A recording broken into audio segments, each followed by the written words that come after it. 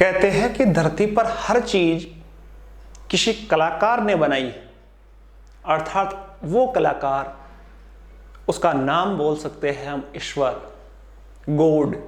और उसी गॉड की ये पृथ्वी है जो वो एक कलाकृति है, और पृथ्वी पर हर एक चीज उस कलाकार की देन है। लेकिन कुछ चीजें ऐसी भी है जिनको इंसानों ने अपने अथक मेहनत और प्रयास से, अपनी कलाकृतियों से उसको एक नया रूप दे दिया, और उसको देखते हैं तो अपनी आंखें हटाई नहीं हटती, बरबस उसकी तरफ हम आकर्षित होते हैं। और राजस्थान की धरा है ऐसी ही कलाकृतियों से, ऐसी कलाओं से भरपूर भूमि है जहां आपको पग पग पर कलाकारों के सौंदर्य को देखने का मौका मिलता है।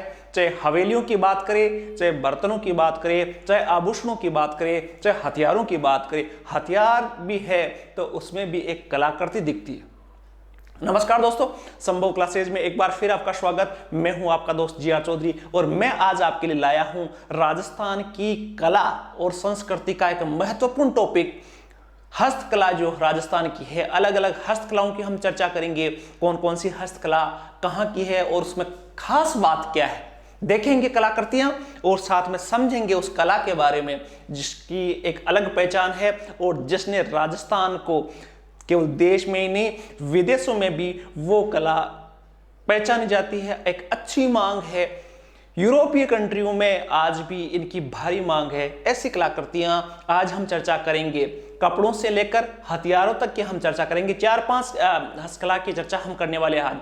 आज कुछ कलाओं का नाम मैं बता दूं। पहले सबसे पहले हम बात जो करेंगे उस कला का नाम है थेवा कला।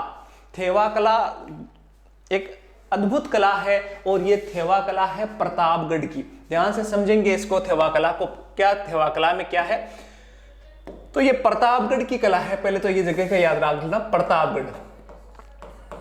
और एक परिवार है सोनी परिवार, इसकी ये कला है। और इसके बारे में बड़ी रोचक बात मैं ये बता दूं कि ये केवल एक परिवार तक सीमित रह गई है, क्योंकि इस परिवार के सदस्य है वो अपने लड़की तक को नहीं सिखाते। यदि लड़की को सिखा दिया ये कला तो फिर वो कहाँ चली जाएगी, वो लड़की जब ससुराल चली जाएगी तो उसके पास चली जाएगी, और धीरे धीरे ये कला फैल जाएगी। लेकिन इस सोनी परिवार ने उसको अपनी जागीर बना लिया मान लो, और वो केवल उसके पूर्व सदस्यों को सिखाई जाती है। उनके नाम भी है, देखो, महेश सोनी, राम प्रसाद सोनी, राम विलास सोनी, बेनीराम सोनी, जगदीश सोनी, एक ही परिवार के सदस्य हैं। और इसी परिवार के पास ये थेवा कला है। अब थेवा कला है क्या, इसको समझेंगे आराम से। देखो थेवा कला में क्या होता है, थेवा कला में एक कांच का टुकड़ा होता है, और कांच के टुकड़े के जैसे ऐसे, देखो ऐसे कांच का टुकड़ा होता है। थेवा कला का नाम कैसे पड़ा उसको समझेंगे। इस कला में पहले कांच पर सोने के बहुत पतली बर्क चढ़ाई जाती है। कांच रखा, कांच के ऊपर सोने की बहुत पतली परत चढ़ाई जाती है, और उस परत पर, उस वर्क शीट पर बारीक जाली या डिजाइनिंग बना दी जाती है। जैसे ये कांच रखा, इसके ऊपर सोने की प्लेट रख दी जाती है, बहुत बारीक प्लेट, और उस पर डिजाइनिंग दे दी जाती है। ठीक है, और डिजाइनिंग देने के बाद में ये जो डिजाइनिंग का काम है इसको बोलते हैं थारण। नाम याद रखना इसको, थारण। जो प्लेट ऊपर लगाई जाती है उसको बोलते हैं थारण। और उसके बाद में जो कांच होता है, इसकी जो कोर होती है, उस पर एक चांदी की तार से लपेट कर कस दिया जाता है, चांदी से कस दिया जाता है, और इसको बोलते हैं वाडा। देखो चांदी का जो तार लपेट कर इसकी कोर के चारों ओर कसा जाता है उसको बोलते हैं वाडा, और जो सोने की प्लेट जो ऊपर लगाई जाती है इसको बोलते हैं थारण। दो शब्द हैं, थारण और वाडा। इन दोनों शब्दों था और वा, तो था वा से बड़ा थेवा। देखो पहले वाले शब्द देखना, था और वा, था का थारण, वा का वाडा, तो थावा से बन गया थेवा कला। और थेवा कला कहां की है, प्रतापगढ़ की।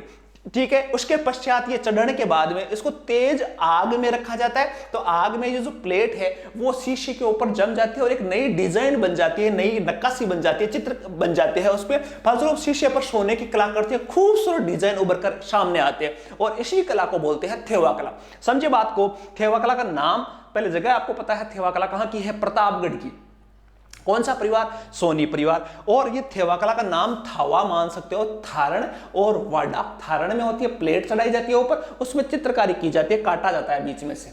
डिजाइनिंग की जाती है। और वाडा में आपके चांदी के उसमें कसा जाता है चांदी को चारों तरफ, ताकि उसकी बाउंड्री जो बन जाए वो वाडा होता है। और उसके बाद में गर्मी में उसको पिघलाया जाता है तो ये सारा चिपक जाता है उसके ऊपर, और एक खूबसूरत डिजाइन जो अब मैं आपको दिखाने वाला हूं वैसी डिजाइन बन के सामने आती है। नायाब लाजवाब कलाकृतियां हैं, और इसके साथ साथ इसमें आभूषण भी बनाए जाते हैं, बहुत सारी डिजाइनिंग दी जाती है। इसी का नाम है थेवा कला। सोनी परिवार काफी प्रसिद्ध है, महेश सोनी, राम प्रसाद सोनी, नाम आपको देखना है, रामविलास सोनी, बेनीराम सोनी, जगदीश सोनी, एक ही परिवार का है। मैंने कहा था शुरू में कि इस परिवार के पास ही केवल ये कला है। आज तक कोई नहीं जानता वो कैसे बनाते, किसी के सामने नहीं बनाते।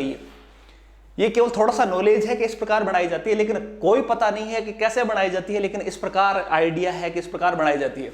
और अपनी लड़कियों तक को नहीं सिखाते तो हमें तो पता होने का सवाल नहीं है। थेवा कला की चर्चा हमने की। देखो डिजाइनिंग हम देखते हैं, ये देखो ये ग्रे जो हरा कांच दिख रहा है, इस कांच पर ये जो सोने की प्लेटें हैं, ये प्लेटें देखो वर्क जो ऊपर चढ़ाया गया है वो, और उसके बाद में ये चांदी के ऊपर जो लगाई गई है इसको वाडा जो बोलते हैं वो है। देखो शानदार कलाकृतियां हैं। ये देखो यहाँ भी शीशे का कलर अलग हो सकता है, लेकिन वो ये वाडा, इसकी बात कर रहा था। ये जो चांदी की जो है यहाँ देखो डिजाइनिंग तार लपेट कर जो है उसको बोलते हैं वाडा।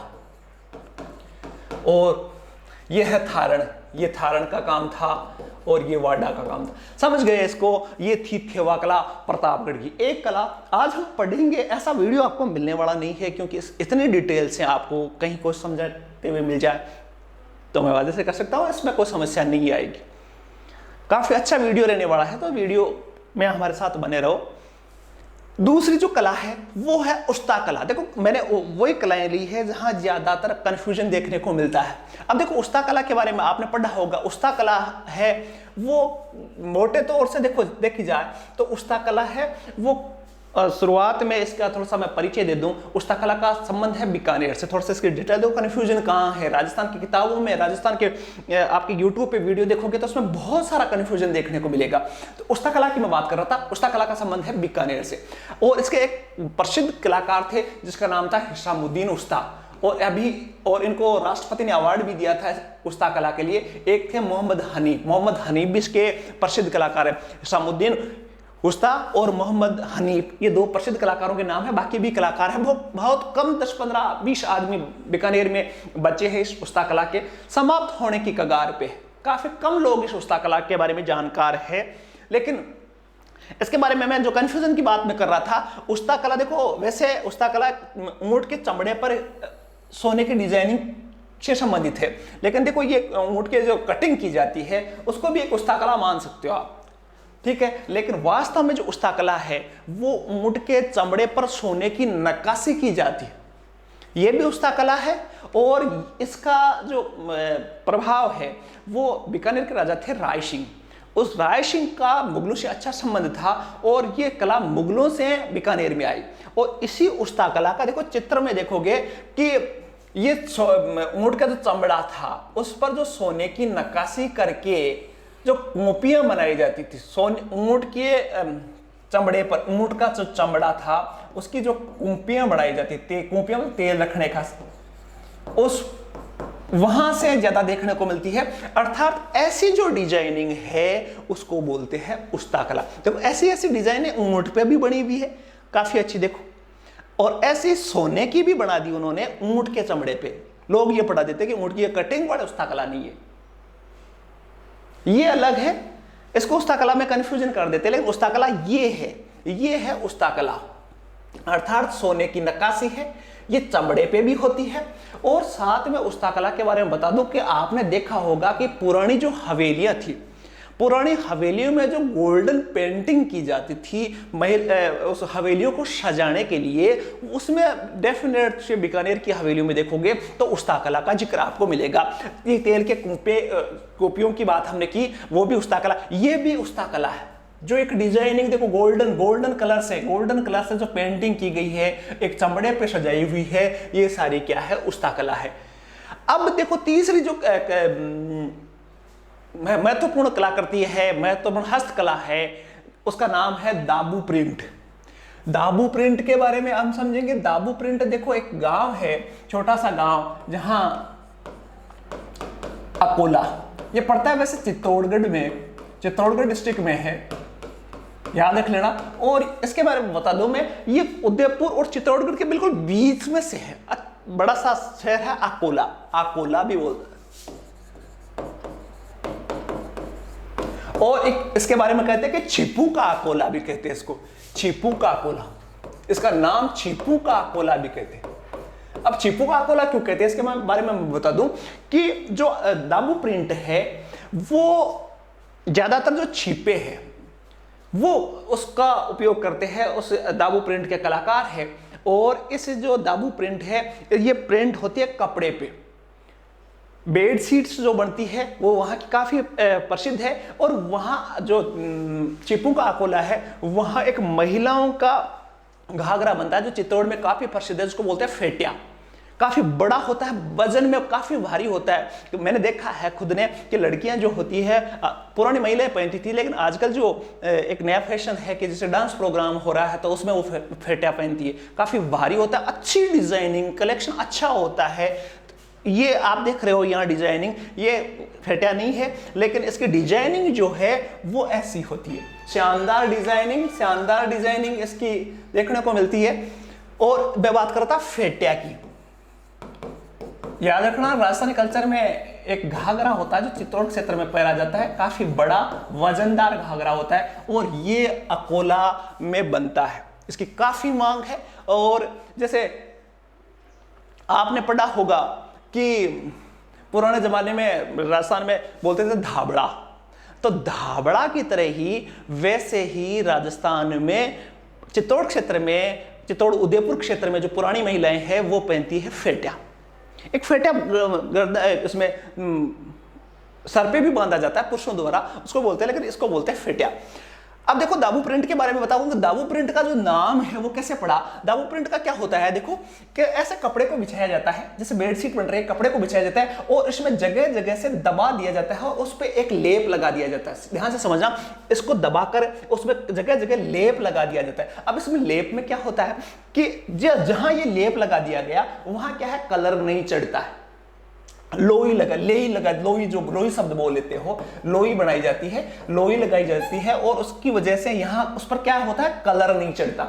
और उसके बाद में नेचुरल कलर में डाला जाता है और उसके बाद में ऐसी डिजाइनें उभर कर सामने आ जाती है। इसलिए दबाने की वजह से इसका नाम पड़ा दाबू प्रिंट। कहीं पढ़ो, दाबू प्रिंट। बेडशीट और घाघरे जो बनते हैं, फेटिया जो बनता है वो सबसे प्रसिद्ध यहाँ का है। इसके बारे में एक और खास बात है कि इसमें जो कलर जो उपयोग लेते हैं, कलर है वो नेचुरली कलर है। सारे के सारे कलर क्या है, नेचुरली कलर है,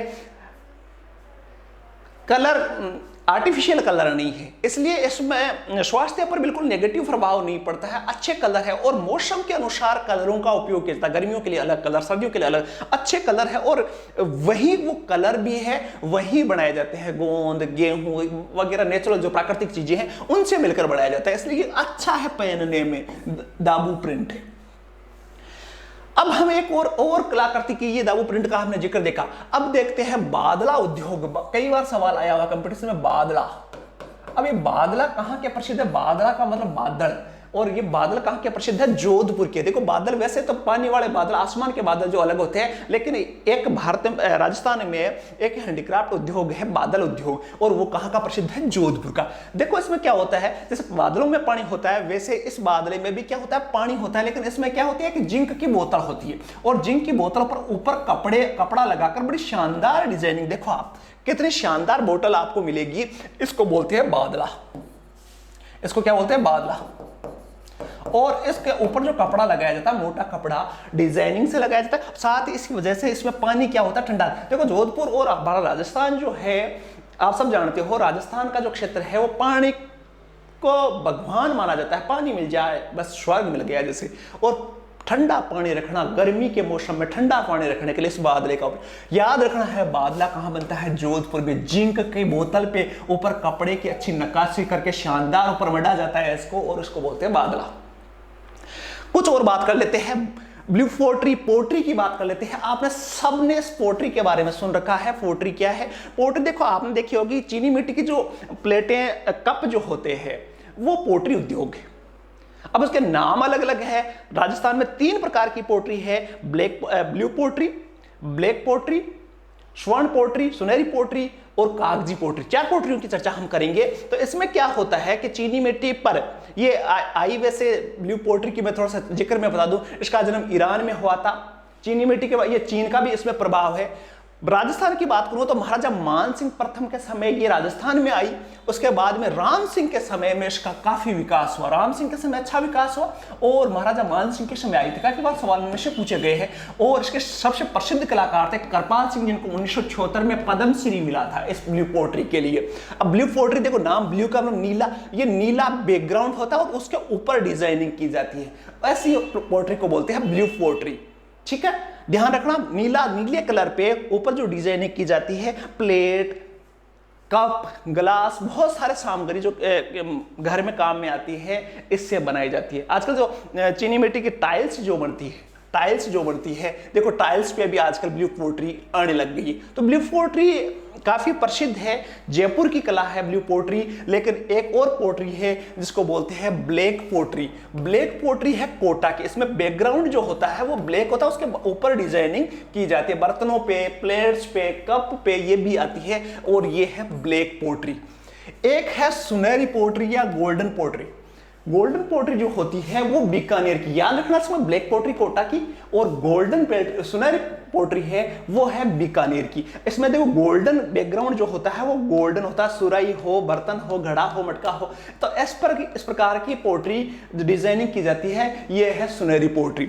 एक और पोट्री है जिसके बारे में याद रखना, इसको हम बोलते हैं कागजी पोट्री। और ये कागजी पोट्री है अलवर की। नाम याद रखना, देखो ये देखो डिजाइन कागज से, जैसे कागज की बनी हुई है, ऐसी जो होती है ये कागजी पोट्री कहां की है? अलवर की। ये था पोट्री की बात। एक और चर्चा कर लेते हैं, कोफ्तगिरी। एक कोफ्तगिरी उद्योग है, हस्तकला है जो राजस्थान में बहुत प्रसिद्ध है। मुगलों के प्रभाव से ये राजस्थान में आई। और कोफ्तगिरी के मैं बारे में बता दूं कि जिसकी शादी हो गई है, आपने कटार जो रखी है, कटार आपने पहनी होगी, तो कटार पे जो सुंदर डिजाइनिंग होती है उसको बोलते हैं कोफ्तगिरी। जैसे तलवार की ये मूठ बोलते हैं जहां हत्था होता है, इस पर जो कोई सुंदर डिजाइनिंग, सोने की जो डिजाइनिंग, तार बना के तारों की वजह से सुंदर जो डिजाइनिंग की गई है, इसी को बोलते हैं कोफ्तगिरी। देखो ये कोफ्तगिरी उदयपुर में काफी प्रसिद्ध है।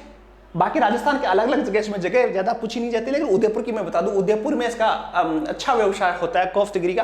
पंजाब से आई है राजस्थान में। पंजाब में आज भी देखो आप तलवारें, मड़ी हुई तलवारें हैं, लकड़ी को भी मड़ा जाता है। जैसे कहीं देखा है बुजुर्ग आदमी लकड़ी लेके चलता है तो उस लकड़ी में भी तार शानदार मड़े जाते, कोफ्तगिरी है वो सारी की सारी। देखा होगा आपने। तो तलवार है, ढाल है, कटार है, छोटे बक्से हैं, ये देखो तलवार के ऊपर का ये, तो ये सारी जो डिजाइनिंग है इसको बोलते हैं कोफ्तगिरी। और कोफ्तगिरी में क्या होता है? सोना चांदी ऊपर लगाकर डिजाइनिंग बनाई जाती है और इसी को बोलते हैं कोफ्तगिरी। तो कुछ हमने पढ़ा कोफ्तगिरी के बारे में, हमने पढ़ा कागजी पोट्री के बारे में, हमने पढ़ा ब्लैक पोट्री के बारे में, हमने पढ़ा सुनहरी पोट्री के बारे में, हमने पढ़ा ब्लू पोट्री के बारे में, हमने पढ़ा देखो और बादल उद्योग के बारे में, बादला उद्योग जो जोधपुर का था उसके बारे में पढ़ा। उसके बाद दाबू प्रिंट हमने पढ़ा, काफी सुंदर थी। इसके बाद में हमने पढ़ा जो उस्ता कला थी बीकानेर की, वो पढ़ी हमने। और सबसे पहले हमने पढ़ी थी थेवा कला प्रतापगढ़ की। कुछ कलाएं हमने पढ़ी। एक नए वीडियो में कुछ राजस्थान की महत्वपूर्ण, बहुत महत्वपूर्ण जो जिंदगी भर नहीं भूलने वाले ऐसी कलाओं के बारे में हम चर्चा करेंगे। हम चर्चा ज्ञान के साथ साथ में आपको रटाने के लिए नहीं, आपको समझना है उस चीज को, जीवन भर उसको नहीं भूलो, ऐसी ही कलाएं मैं लेकर आता रहूंगा। बस आपका सहयोग, आपका प्यार, आपका स्नेह यूं ही मिलता रहे। कमेंट करके मुझे जरूर बताया करो, हौसला अफजाई मुझे ज़रूरी है, आप हौसला अफजाई मेरी ज़रूर किया करो, ताकि कैसा है वीडियो, क्या कमी है और सुधार सकूं, और आपको क्या और पढ़ना है, क्या आपको अच्छा लगता है। आपके कमेंट का हमें इंतज़ार रहता है। साथ ही जो चैनल पर नए हैं वो जल्दी से चैनल को सब्सक्राइब कर ले और चैनल को लोकप्रिय बनाने में हमारी मदद करें। एक नए वीडियो के साथ हम जल्द मिलेंगे। तब तक के लिए धन्यवाद। जय हिंद, शुभ रात्रि।